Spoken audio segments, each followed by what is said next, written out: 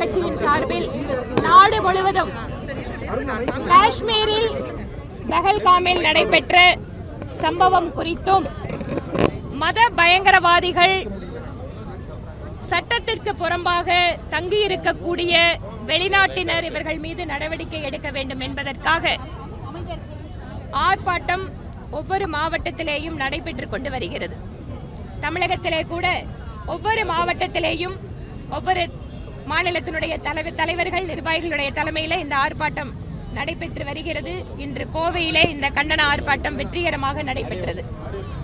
ஏற்கனவே கோவையிலே இம்மாதிரி மத பயங்கரவாதிகளால் குண்டுவெடிப்பு சம்பவங்கள், எங்களுடைய நிர்வாகிகளுடைய படுகொலைகள், சமீபத்திலே நடைபெற்ற கார் வெடிகுண்டு தாக்குதல் என்று பல்வேறு சம்பவங்கள் இந்த நகரத்தில் நடந்த காரணத்தினால் தமிழக அரசு ஏற்கனவே மத்திய அரசு அறிவுறுத்தலின்படி இங்கு சட்டவிரோதமாக தங்கியிருக்கக்கூடிய நபர்களை அவர்கள் கண்டறிந்தார்களா, அவர்கள் மீது நடவடிக்கை எடுத்தார்களா என்பது பற்றி எதுவுமே வெளியில் தெரியவில்லை. இதை நாங்கள் எதிர்பார்க்கிறோம். ஒவ்வொரு மாநிலத்திலேயும் எங்கெல்லாம் சட்டவிரோதமாக பாகிஸ்தானியர்கள் தங்கியிருக்கிறார்களோ, மத பயங்கரவாதிகளுடைய செயல்கள் இருக்கிறதோ, அங்கெல்லாம் தீவிர கண்காணிப்போடு தமிழக அரசு தன்னுடைய காவல்துறை வாயிலாக கணக்கெடுப்பு நடத்த வேண்டும். அவர்களை பற்றி ஆய்வு செய்ய வேண்டும். சட்டத்திற்கு புறம்பாக ஏதாவது செயல்கள் நடைபெற திட்டமிருந்தால் அதை முறியடிக்க வேண்டும். இவற்றையெல்லாம் தமிழக அரசு உடனடியாக செய்ய வேண்டும் என்பது எங்களுடைய எதிர்பார்ப்பு, எங்கள் கோரிக்கை. விஜயனுடைய பாதுகாவலர் இன்னைக்கு ரசிகர் மேல ஒருத்தர் துப்பாக்கி வச்சது வீடியோ போயிட்டு துப்பாக்கி வச்சிருக்காருடைய பாதுகாவலர் துப்பாக்கி வச்சோன்னா ஒரு கைது நடவடிக்கை காவல்துறை மேற்கொண்டுச்சு. ஆனால் மதுரை விமான நிலையத்தில் ஒரு ரசிகர் மேல துப்பாக்கி வச்சு அந்த வீடியோ வெளியாகிருக்கு. ஆனால் அது மாதிரி நடவடிக்கை எதுவும் எடுக்கப்படலை. அந்த துப்பாக்கி அவர் கையாண்டது அந்த விஷயமும் அதே மாதிரி காவல்துறை நடவடிக்கை எடுக்காது. தமிழக அரசு எதேச்சையாகவோ அல்லது கவனக்குறைவாலவோ அல்லது சிறு அளவிலே நடக்கக்கூடிய குற்ற சம்பவங்கள் எதுவாக இருந்தாலும் அதற்கு ஒரு பெரிய முக்கியத்துவம் கொடுக்கிறார்கள். ஆனால் உண்மையாகவே இந்த நாட்டு மக்களை அச்சுறுத்தக்கூடிய, பாதுகாப்புக்கு குந்தகம் விளைவிக்கின்ற பல்வேறு சக்திகள், மத அடிப்படைவாத சக்திகள் தமிழகத்து மண்ணில் இயங்கிக் கொண்டிருக்கிறார்கள். இல்லாவிட்டால் தேசிய புலனாய்வு முகமை ஒவ்வொரு முறையும் சோதனை நடத்துகின்ற பொழுது எப்படி அவர்கள் கைது செய்யப்படுவார்கள்? அப்ப செயல்கள் நடைபெறுகிறது என்பது தெரிகிறது. ஆனால் தமிழக அரசினுடைய காவல்துறை இந்த விஷயத்தில் நாங்கள் எதுவும் கண்டுகொள்ள மாட்டோம் என்று அமைதியாக இருக்கிறார். யாரை கைது செய்து யார் மேல நடவடிக்கை எடுக்கணுமோ அவங்க மேல எந்த நடவடிக்கை எடுக்கிறது இல்லை. அதனால் பாரதிய ஜனதா கட்சி தமிழகம் மாதிரியான மாநிலங்கள் ஏற்கனவே பாதிப்புக்கு உள்ளான மாநிலங்கள். அதனால்தான் நான் சட்டப்பேரவையில் பேசுகின்ற பொழுது குறிப்பிட்டேன், காஷ்மீரை போல தமிழகத்திலும் சம்பவம் நடைபெறாமல் இருக்க தமிழக அரசு நடவடிக்கை எடுக்கணும்னு பேசுவோம். ஆனா அந்த மாதிரி எதுவுமே இல்ல. நீங்க எல்லாம் கோயம்புத்தூர்ல தான் இருக்கீங்க. கோயம்புத்தூர்ல சிலிண்டர் வெடிச்சிருந்தா எத்தனை 100 பேர் செத்திருப்பாங்க. ஆனா 4 குற்றப்பத்திரிகை தாக்கல் பண்ணிருக்கு. இது பத்தி தமிழகத்தினுடைய காவல்துறை கிட்ட இருந்து எந்த அறிக்கையும் இல்ல. இன்னைக்கு வரைக்கும் அதை ஒரு ஏற்பட்ட விபத்துன்னு பேசிட்டு இருக்காங்க.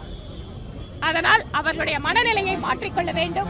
தமிழக அரசு ஓட்டு வங்கி அரசியலுக்காக எந்த ஒரு தேச விரோத செயலையும் யார் செய்தாலும் அனுமதிக்க கூடாது என்பது எங்கள் எதிர்பார்ப்பு.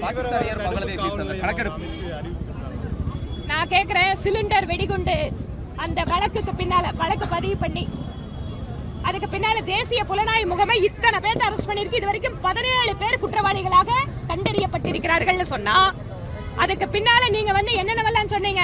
கோயம்புத்தூர்ல தீவிரவாத தடுப்பு காவல் நிலையம், தனியாக குழு, இதுல எத்தனை சதவீதம் உண்மையா நடந்திருக்கு? வெளிப்படையா சொல்லுங்க. நீங்க எடுத்த நடவடிக்கை என்ன? அதனால் தான் சொல்கிறோம், நீங்கள் வேற ஏதோ கணக்குகளுக்காக மத அடிப்படைவாதத்தை, பயங்கரவாதத்தை ஊக்குவிக்கிறீர்கள். உங்களுடைய சமூக ஊடக கணக்கிலே எத்தனை பேர் நம்முடைய இந்திய அரசாங்கத்தை பற்றி, ராணுவ வீரர்களை பற்றி தவறாக கேவலமாக சித்தரித்துக் கொண்டிருக்கிறார்கள். அரசாங்கத்தை பத்தி, முதலமைச்சரை பத்தி உடனே பதிவு போட்டா வெடிய காவல் பண்ணுது, காவல்துறை கைது பண்ணுது. ஆனா தேசத்திற்கு விரோதமாக ஒற்றுமைக்கு மாறுபாடு கொண்டு வரக்கூடிய அந்த செயல்கள் பண்ணக்கூடிய நபர்கள் மீது நடவடிக்கை இல்லை. இந்த பங்களாதேஷ் பாகிஸ்தானிஸ் யாரும் இல்ல அப்படிங்கிற மாதிரி சொல்றாங்க. அந்த கணக்கெடுப்பு கரெக்ட்டா நடத்துறாங்களா? திமுக நாட்டுப்பற்று கிடையாது, ஓட்டுப்பற்று தான் இருக்கு சொல்லிட்டு தமிழிசை அம்மா எப்பவுமே சொல்ல வேண்டிய விஷயத்தை ரொம்ப அழகா எதுக முனையோட சொல்லுவாங்க. அதே மாதிரி இதையும் ரொம்ப அழகா சொல்லியிருக்காங்க. மதுரை ஆந்திரம் மதுரை ஆதீனத்தோட வந்து கார் இடிச்சிருக்கு என்ன கொலை பண்ண வந்தாங்கன்னு இப்போ அந்த டிரைவர் வந்து வாக்குமூலம் கொடுக்குறது பார்க்குறீங்க நீங்கள்? அதாவது ஒரு சம்பவம் நடைபெறுகிறது, சம்பவத்தில் இருக்கக்கூடிய நபர் எதனால் இப்படி நடந்திருக்கலாம் அப்படிங்கிற தன்னோட சந்தேகத்தை வெளிப்படுத்துறார். இந்த மாதிரி எல்லாம் நடக்கிறதுக்கு வாய்ப்பு இருக்குமோ அப்படிங்கிற தன்னுடைய பயம் எதனால வந்தது? இந்த தமிழகத்திலே ஆதீனங்கள் மீது, மடாதிபதிகள் மீது அரசாங்கம் வந்து ஒரு விதமான விரோத மனப்பான்மையோட நடந்து கொள்கிறார்கள். அவர் சொன்னதுல எனக்கு முக்கியமான விஷயம் என்ன? 2 விஷயம் சொன்னார். ஒன்று, என்னை கொலை செய்வதற்கு ஏதாவது ஒரு சதி இருக்குமோ அப்படின்னு நான் பயப்படுறேன். யாரா இருந்தாலுமே நீங்க ரோட்ல நடந்து போறீங்க, உங்க மேல திடீர்னு ஒரு பாதுகாப்புக்கு சம்பந்தம் இல்லாம ஒருத்தர் வந்து வராங்கன்னா யாருக்குமே இந்த பயம் வரும். 2வது முக்கியமான விஷயம், அத சொல்றத பேசுற நீங்க, ஆதீனத்தினுடைய சொத்துக்களில் குத்தகை யாரும் கொடுப்பதில்லை, நாங்கள் எல்லாம் சிரமப்படுகிறோம்னு சொன்னாங்களே, அதுக்கு ஏதாவது தமிழக அரசு பதில் சொல்லுச்சா? நம்முடைய ஆதீனங்கள் தமிழகத்துக்கு ஒரு பெருமை. நம்முடைய ஆதீனங்கள் வெறும் சமயப்பற்றை மட்டும் கொடுக்கவில்லை.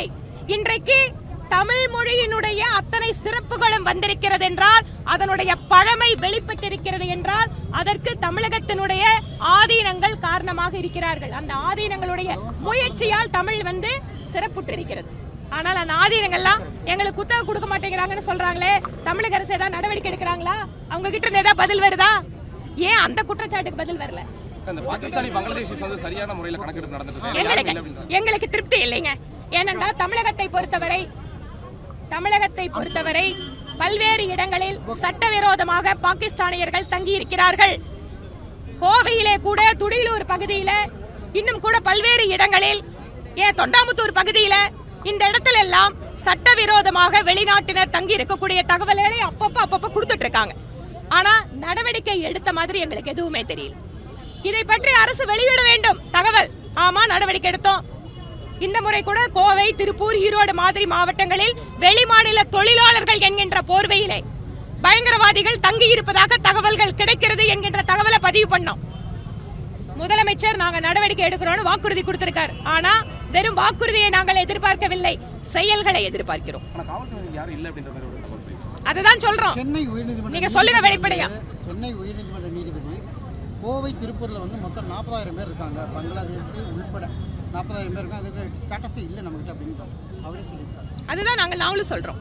இது வேணா கணக்கெடுப்புங்கிறது எங்க நடக்கிற மாதிரியே தெரியல. இத்தனை நாள் ஆச்சு. கோயம்புத்தூர்ல எங்காவது நீங்க போய் காவல்துறை வீடு வீடா இந்த மாதிரி பகுதிகளில் அவங்க தங்கி இருக்கிறவங்களை வந்து விசாரணை பண்ணறதா ஏதாவது செய்தி பாத்தீங்களா?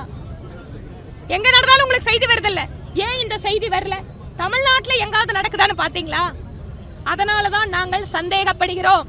தமிழக அரசு மென்மையான போக்கினை கையாளுகிறது.